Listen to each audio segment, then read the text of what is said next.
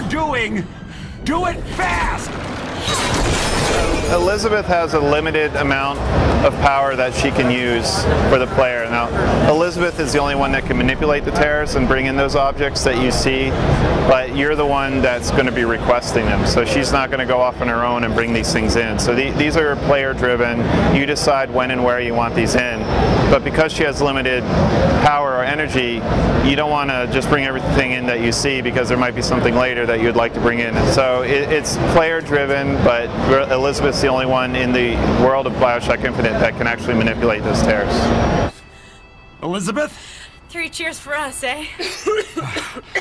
The last thing that we want to do is make Elizabeth a burden on the player. So I'll state from the get-go that at no point in the game is Elizabeth ever going to hold you back from doing something. She's never going to be somebody that you have to rescue.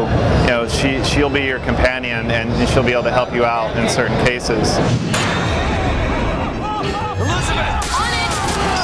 As far as the relationship goes between Booker and Elizabeth, yes, it's definitely something that we've been developing for quite a while, and you know, we're still figuring out some of the issues that go along with, you know, giving the player completely free reign when it comes to, you know, conversations and setting things up. But you know, looking into the future, that's something that we'll be pushing more on, and you're going to see more of. We have a overall arc that Booker and Elizabeth are going to have. So there's, you know, the choices that you make throughout the game isn't going to affect, you know, the whole entire story arc, but it will have some effect within the gameplay. Our very first prototypes of BioShock Infinite, you know, when we decided we want City in the Sky, they started off as very dark in the clouds, very gloomy. It might as well have been underwater. And we started pushing, like literally pushing the clouds back, bringing up the blue sky, and then we just got rid of everything. And you know, so it's not a process where we come in one day and just say, boom, this is what we're doing.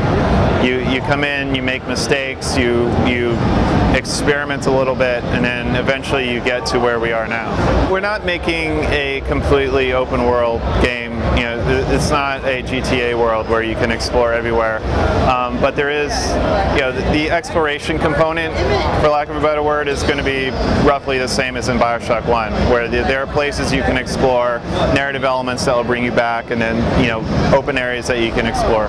When we talk about an irrational game, a BioShock game, there is the heavy narrative aspect of it, and you know, the city that you're exploring is its own character. Whether it's a twist ending or things like that's not the important thing to us. The important thing to us is telling a story and making an environment that people want to explore and want to see what's around the next corner.